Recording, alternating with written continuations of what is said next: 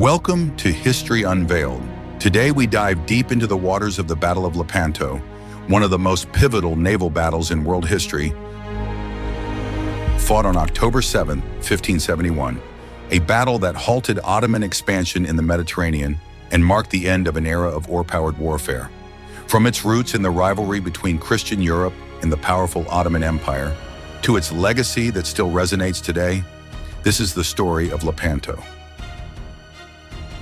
In the mid-16th century, the Ottoman Empire was a dominant power, expanding its reach across vast territories in Europe, Asia, and North Africa.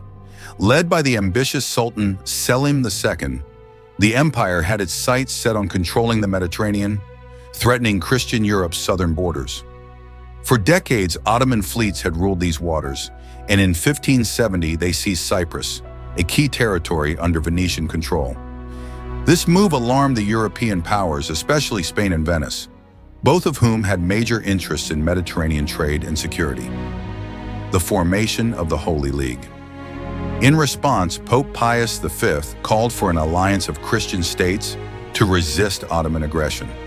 Thus, the Holy League was born, a coalition of forces from Spain, Venice, the Papal States, Genoa, and other smaller Italian city-states.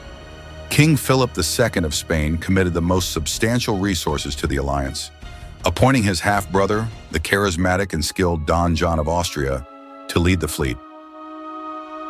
The Holy League's fleet was an impressive force, consisting of over 200 galleys and 6 massive galleasses, equipped with heavy cannons capable of firing broadside into enemy ships. But they were up against a formidable opponent, the Ottoman fleet led by the experienced Ali Pasha, which numbered around 230 ships and had over 80,000 men on board. While the Ottoman fleet had a reputation for speed and agility in battle, they lacked the artillery firepower of the Holy League. The battle begins. On October 7, 1571, the two fleets met near Lepanto, off the coast of western Greece. Don John of Austria strategically placed his fleet in 3 main divisions, with the heavily armed Galleasses positioned at the front to unleash cannon fire on the advancing Ottoman ships. Meanwhile, Ali Pasha lined up his fleet in a crescent formation, hoping to surround and overpower the Christian ships with speed and numbers. The clash that followed was one of the most intense and bloody naval battles of the era. The air was thick with smoke and the deafening roar of cannons. Ships were rammed, grappled, and boarded, turning the sea into a chaotic battlefield. At the forefront of the Christian fleet, the Galleasses unleashed devastating artillery barrages, crippling the lighter Ottoman galleys. A turning point in the battle. One of the most dramatic moments of the battle occurred when Don John's flagship, the Real, engaged in fierce combat with Ali Pasha's flagship, the Sultana.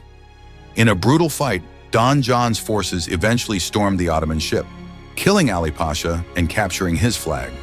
The death of their commander sent shockwaves through the Ottoman fleet, causing confusion and lowering morale. With their leader dead, the Ottomans were unable to regroup effectively. The Christian forces took advantage of the chaos, pushing the Ottoman fleet back and capturing or destroying around 200 ships. The battle ended in a decisive victory for the Holy League, with 25,000 Ottoman casualties and 12,000 Christian deaths. Aftermath and significance. The victory at Lepanto was celebrated across Europe as a triumph for Christendom. It was the first major defeat for the Ottoman Navy in over a century, halting their expansion in the Mediterranean. Although the Ottomans rebuilt their fleet within a year, they never regained the same level of naval dominance. Lepanto had shifted the balance of power in the Mediterranean, giving Christian Europe control over key trade routes and slowing Ottoman advances. Pope Pius V credited divine intervention for the victory, establishing the Feast of Our Lady of Victory, later renamed the Feast of Our Lady of the Rosary, to commemorate the event. Meanwhile, in Spain, Miguel de Cervantes, the future author of Don Quixote, fought in the battle, where he was injured but survived to tell the tale. The legacy of Lepanto.